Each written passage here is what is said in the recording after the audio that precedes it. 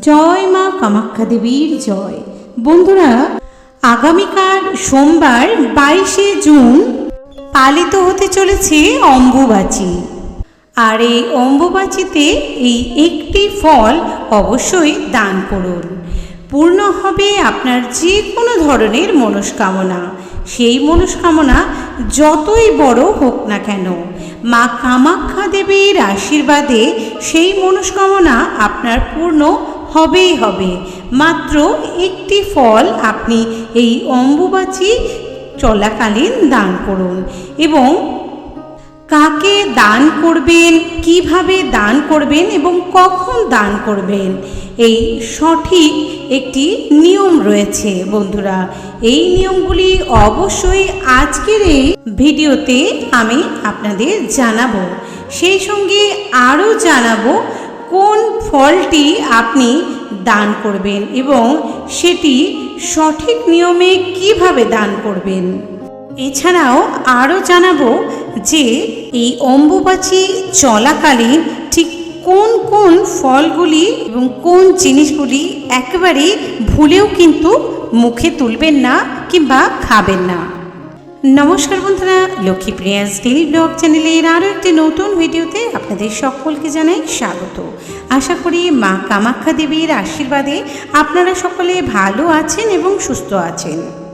তো বন্ধুরা, এই ভিডিওটি দেখার পর অম্বুবাচীর আর কোনো ভিডিও আপনাদের দেখতে প্রয়োজন হবে না, কারণ এই ভিডিওটি এতটাই গুরুত্বপূর্ণ হতে চলেছে। তো বন্ধুরা, শুরু থেকে শেষ পর্যন্ত মনোযোগ সহকারে দেখতে থাকুন, কারণ এই ভিডিওর মাধ্যমে আপনি অনেক বেশি উপকৃত এবং লাভবান হতে চলেছেন। তো বন্ধুরা, 2026 22শে জুন থেকে শুরু করে ইংরেজি 26শে জুন পর্যন্ত পালিত হবে অম্বুবাচী। আর এই অম্বুবাচী এই একটি ফল দান করলে 100% জেনে রাখুন যে বন্ধুরা, আপনাদের প্রত্যেকটি ছোট বড় যে কোনো মনস্কামনায় হোক না কেন সেটি অবশ্যই পূর্ণ হবেই হবে। কারণ হয়তো আপনি খুব হতাশ হয়ে পড়েছেন, আর হতাশ হবেন না। এবার এই গুরুত্বপূর্ণ অম্বুবাচী চলাকালীন কিংবা এই সময়ে একটি ফল দান করুন। তবে বন্ধুরা, এই ফলটি দেওয়ার একটি বিশেষ নিয়ম রয়েছে। কখন দেবেন, কাকে দেবেন, এগুলি কিন্তু অনেকটাই গুরুত্বপূর্ণ। আর তার সাথে এমন 3টে বিশেষ বস্তু রয়েছে যেগুলি এই অম্বুবাচী চলাকালীন দান যদি করতে পারেন, কোনো হতদরিদ্র গরিব মানুষকে আপনার ভাগ্যের জায়গাটা কিন্তু চাকাটা ঘুরে যাবে।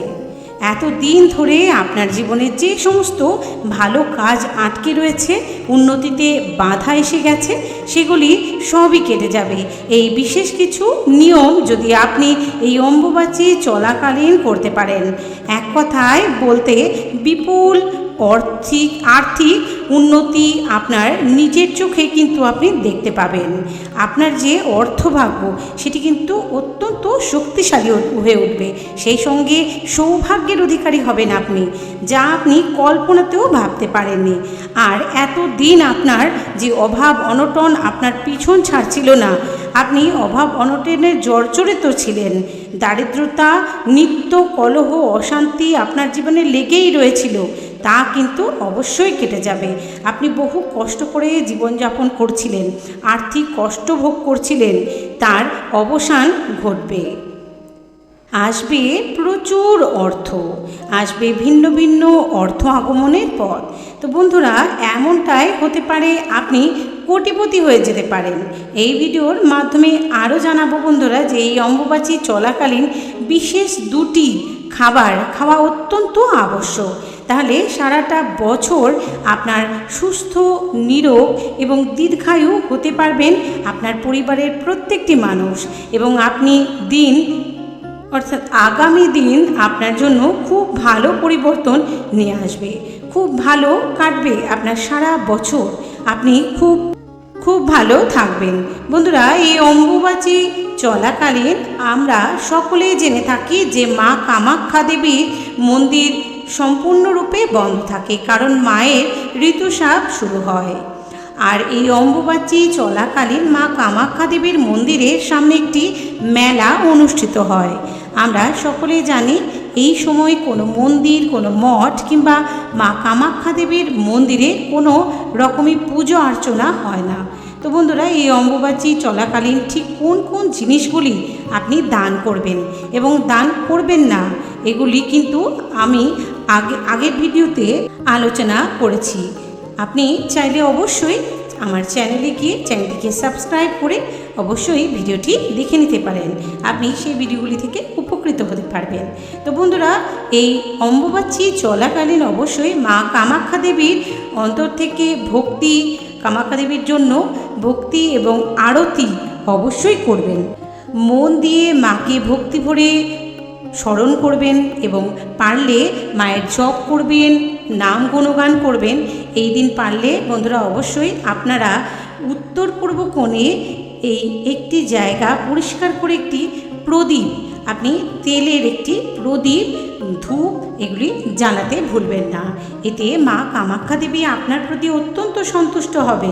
তো বন্ধুরা, এই অম্বুবাচী চলাকালীন যে একটি বিশেষ ফল রয়েছে, সেই বিশেষ ফলটি আপনি যদি এই অম্বুবাচীর সময় দান করতে পারেন তাহলে কিন্তু আপনার ভাগ্যে এক আমূল পরিবর্তন ঘটবেই ঘটবে, যা আপনি নিজের চোখেই দেখতে পারবেন।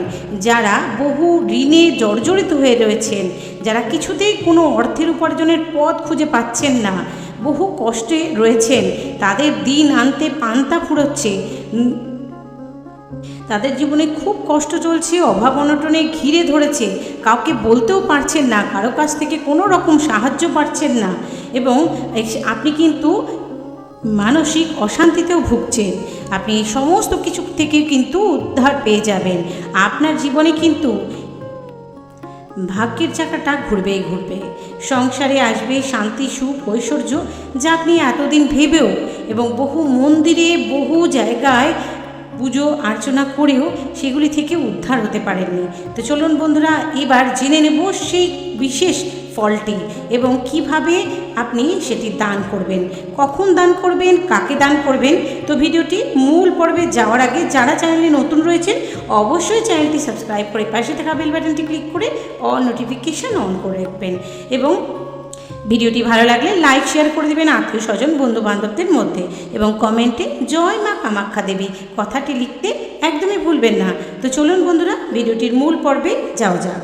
বন্ধুরা, আপনাদের একটু উপকার হলেও ভিডিওটির মাধ্যমে আমি খুব খুশি হব এবং ভগবানের কাছে প্রার্থনা করব আপনাদের আরও উন্নতি হোক, জীবনে সমস্ত বাধা বিপত্তি কেটে যাক মা কামাখ্যা দেবীর আশীর্বাদে। তো বন্ধুরা, এই একটি মাত্র বিশেষ ফল যদি আপনি দান করতে পারেন তাহলে আপনার ঘুমন্ত ভাগ্য জেগে উঠবে। তো চলুন বন্ধুরা, ঠিক কোন ফলটি দান করলে আপনার জীবনে আসবে চরম উন্নতি এবং আপনার জীবনে আর্থিক উন্নতি পাহাড় নেমে আসবে এবং দুর্ভাগ্যের কালো মেঘ কেটে যাবে, আসবে সৌভাগ্যের সূর্যোদয়। এই ফলটি হলো যে কোনো মরশুমি ফল। বন্ধুরা মনে রাখবেন, এই আষাঢ় মাস চলাকালীন যে সমস্ত ফলগুলো রয়েছে সেই সিজনাল মরশুমি ফলগুলির মধ্যে যে কোনো একটি ফল আপনি ভক্তি ভরে দান করতে পারেন। সেই সমস্ত ব্যক্তিদের যারা এই অম্বুবাচী চলাকালীন অম্বুবাচী ব্রত পালন করছে তাদেরকে অবশ্যই খুঁজে বের করে তাদেরকে এই মরশুমি ফল একটু হলেও দান করুন।